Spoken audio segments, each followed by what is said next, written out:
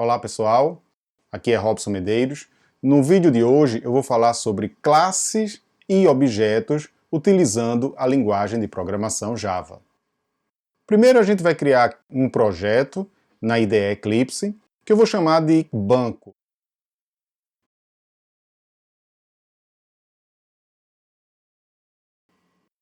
Vamos agora criar uma classe. O que é que esse banco vai ter? Inicialmente eu só vou implementar uma classe que será a classe funcionário. O banco tem funcionários e vai ser uma classe simples, não vou entrar em muitos detalhes. A minha abstração vai ser apenas utilizar dois atributos, o atributo nome e o atributo salário.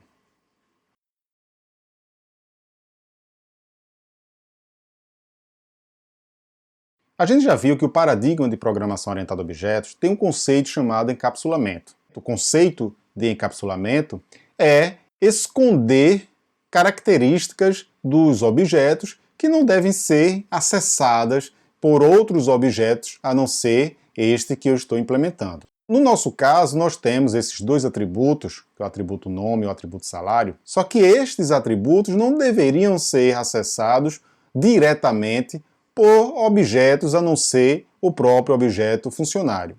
Por quê? Por exemplo, salário. Eu não deveria permitir que um funcionário recebesse um salário negativo. Se eu permitir que outros objetos acessem diretamente o salário do funcionário, do objeto funcionário, ele vai poder modificar e colocar o valor que ele quiser. Então, para evitar que isto aconteça, eu utilizo o conceito de encapsulamento, deixando esse atributo e todos os atributos dessa classe privados e criando o que a gente chama de métodos acessórios. São os métodos que vão ser utilizados para que outros objetos consigam fazer alguma coisa, consigam alterar o estado do objeto funcionário sem acessar diretamente esses atributos. Para eu conseguir fazer isso, eu tenho que declarar esses atributos como privados. E depois informar o tipo do atributo. O atributo nome ele é do tipo string. E o nome. O nome do atributo, que nesse caso é nome mesmo. Vamos agora para o atributo salário. Também privado. Só que esse atributo salário ele é do tipo real, é um float. Salário. Criamos os nossos atributos. Agora vamos para a implementação dos métodos acessórios. Primeiramente, vamos permitir que qualquer outro objeto consiga passar um nome para o objeto funcionário, que é o setNome. Ele é público, ou seja, outros objetos vão conseguir acessar este método. Este método ele vai ter apenas a funcionalidade de receber o nome, uma string nome, e passar esse nome recebido como argumento para o atributo nome. Então ele não retorna nenhum valor quando ele finalizar sua operação. Quando o método não retorna nenhum valor, a gente coloca a palavra reservada void. O nome do método, setNome, porém esse método ele tem que receber esta string, né, esse valor, que será o nome para o funcionário. Então, string nome. Vamos agora abrir chave para podermos implementar a lógica deste método. Então, o que é que esse método vai fazer? Ele vai pegar este nome que ele recebeu e passar para o atributo que também tem o mesmo nome. Para a gente diferenciar o atributo nome do argumento nome, ou seja, da variável nome desse método, a gente vai utilizar a palavra this para dizer que eu estou me referindo ao atributo do objeto funcionário. Então, this.nome vai receber nome, o argumento do método setNome. Com isso, finalizamos o nosso setNome. Vamos agora criar um acessor que permita que outros objetos consigam saber qual é o nome do funcionário. Para isso, a gente vai criar o getNome. Público também. Esse método get, ele tem que retornar o valor do atributo. Como o atributo nome é do tipo string, ele vai retornar um valor do tipo string.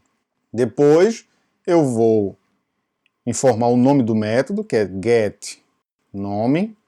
Ele não tem nenhum argumento, ou seja, eu não preciso passar nada para ele. eu chamo ele e ele me retorna o valor do atributo nome. Abro chave e dentro dessas chaves, do abre e fecha, um return this.nome. Ou seja, este método getNome, ele, uma vez chamado, ele retorna o valor do atributo nome do objeto funcionário. Vamos fazer a mesma coisa para salário. Public, no caso do set, void, set salário. Ele vai receber um valor do salário como argumento. Só que nesse caso do set salário, aí é onde entra a importância do encapsulamento, eu não quero permitir que o funcionário receba um salário negativo. Como é que eu faço? Bom, se if salário, que é o salário do argumento do método, se salário for menor do que 0, eu vou colocar this.salário, que é o salário do funcionário, igual a 0. Caso contrário, else, this.salário vai receber o salário que foi recebido no argumento do método. Ok? Finalizamos o nosso método setSalário. Agora vamos criar o nosso método getSalário. Ele também vai ser público, só que esse método getSalário ele vai retornar um valor do tipo float. Float getSalário. Ele não recebe nenhum argumento, abro chave, fecho chave, e aí tem a minha lógica, a lógica desse método getSalário. O que é que ele faz? Return, ele retorna this.salário. Com isso finalizamos, simples, esta classe funcionário. Vamos salvar. Não é interessante a gente criar um método main nesta classe funcionário para fazer os testes. O que é que eu recomendo? A gente cria uma outra classe chamada programa, que esta classe sim vai ser a nossa classe que vai possuir o método main, que será chamado toda vez que eu queira executar esse meu programa. Então, a classe programa foi criado, agora vamos implementar o método main, que é o método principal, é o primeiro método que será executado quando eu mandar executar esta classe programa. Então, public static void main. Agora eu vou informar os argumentos do main, tá? Do main que a gente quer executar. E ele precisa de argumentos, que no caso é um vetor de string. Então, string args vetor. Assim eu declaro um vetor com esses colchetes. Isso é que é necessário para que este método main seja um main que a gente realmente quer implementar para executar esse nosso programa. A primeira coisa que a gente tem que fazer é criar uma variável do tipo funcionário. Vou criar aqui então essa variável que eu vou chamar de funcionário 1, que é do tipo funcionário. Então tenho que informar o tipo, que é funcionário, o nome da variável, funcionário 1, e esta variável do tipo funcionário vai receber o objeto que eu vou instanciar, que é o objeto funcionário. Para instanciar um objeto, eu utilizo a palavra reservada new, espaço, e o construtor da classe. O construtor de uma classe ou de um objeto é vamos dizer assim, um método que será chamado no momento que eu instancio um objeto desta classe. E este método ele tem o mesmo nome da classe. A própria linguagem Java já nos oferece um construtor, que é o construtor default, quando a gente não implementa nenhum construtor na classe. Esse construtor default ele possui o mesmo nome da classe, sem nenhum argumento. Então vamos colocar aqui funcionário, o nome da classe, sem argumentos. Bom, isso já é o comando para instanciarmos, com essa palavra new, instanciarmos um objeto da classe funcionário, e esse objeto vai ser referenciado por essa variável funcionário 1. Eu consigo ter acesso a este objeto que eu estou instanciando aqui a partir desta variável funcionário 1. Vamos instanciar outro objeto funcionário? Pronto, estamos aí instanciando dois objetos do tipo funcionário, onde um objeto eu vou ter acesso a ele a partir da variável funcionário 1 e outro objeto eu vou ter acesso a ele a partir da variável funcionário 2. Vamos agora passar os valores dos atributos desses dois objetos. Vamos primeiro para o funcionário 1. Funcionário 1, ponto. Então, com o ponto, eu vou chegar até o objeto que esta variável funcionário 1 está representando, vamos dizer assim. Eu posso acessar tanto os métodos desse objeto, como também os atributos. Só que os atributos deste objeto, todos eles são privados. Se eu colocar aqui nome igual a Robson, o compilador Java já vai informar aqui que isso não é possível. Por quê? Porque este atributo não é visível. Poderia resolver esse problema vindo aqui em funcionário e modificando a visibilidade dele, do atributo nome. Colocar aqui público. Public, salvando. Bom, assim que eu salvei, o erro já foi embora. Ou seja, agora eu consigo ter acesso ao atributo nome deste objeto funcionário. Mas eu não quero isso, eu não quero que isso ocorra. Então, vou voltar aqui e vou deixar privado.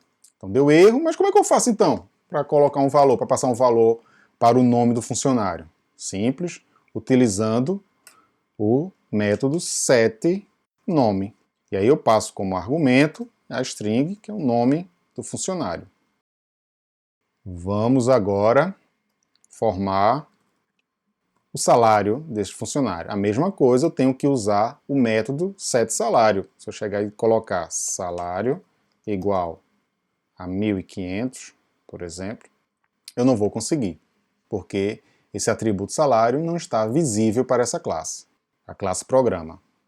Para resolver, vamos usar o setSalário, passando como argumento o valor do salário. Tá? Só que tem um errinho aqui, ele está apresentando um erro. Que erro é este? Quando a gente informa um valor real, no literal, estou aqui informando o valor 1.500, um valor real, com ponto flutuante, né? Este valor, ele não é float, ele é double. E double tem 8 bytes, enquanto que float tem 4 bytes. Então é como se eu estivesse querendo colocar em uma caixa de 1.000 litros o conteúdo, todo o conteúdo de uma caixa d'água de 2.000 litros. Não vai ser possível, isso vai transbordar. Então, para evitar isso, a própria linguagem já diz, olha, não é permitido, você não pode fazer isso. Então, como é que eu faço para informar que este número não é um número real com 8 bytes, e sim com 4 bytes, do tipo float? Eu coloco aqui um F no final do valor. Resolvi o problema.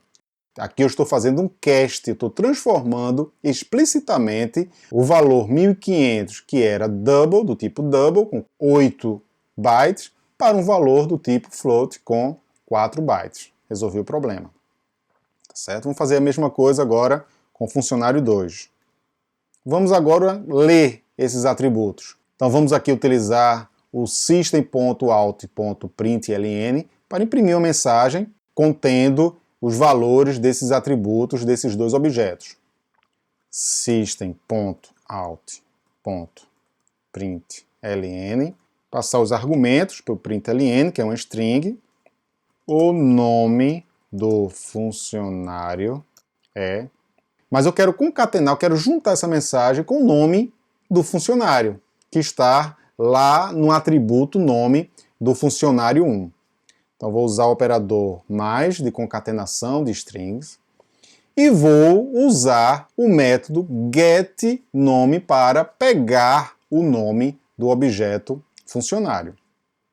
Funcionário1.getNome. Com isso vou imprimir o nome do funcionário. Vamos agora imprimir o salário deste funcionário. O salário do funcionário é a mesma coisa. Concateno com get salário. Ok? Vou só fazer uma modificação aqui. O nome do funcionário 1, vou colocar aqui só para diferenciar. O salário do funcionário 1 é. Ok? E vou colocar aqui embaixo a mensagem para o funcionário 2. Aí eu tenho que utilizar a variável funcionário 2. Funcionário 2.getNome. Eu estou pegando o nome do objeto que está sendo representado pela variável funcionário 2. E a mesma coisa aqui. O salário do funcionário 2 é, então, 2. Get salário. Vamos ver se a gente fez correto aquilo que a gente estava querendo fazer. Para executar esse programa, a gente vem aqui em cima da classe que possui esse método main, botão direito, e vem aqui embaixo, run as Java application. Bom, e aqui embaixo, na área do console, a gente visualiza a saída deste nosso programa. O nome do funcionário 1 é Robson Medeiros, o salário do funcionário 1 é 1.500, o nome do funcionário 2 é Wagner Medeiros, o salário do funcionário 2 é 2.000. Então, com isso, eu espero que vocês tenham aprendido. Qualquer dúvida, comentem aqui, e assim que possível eu estarei respondendo. Um grande abraço e até a próxima.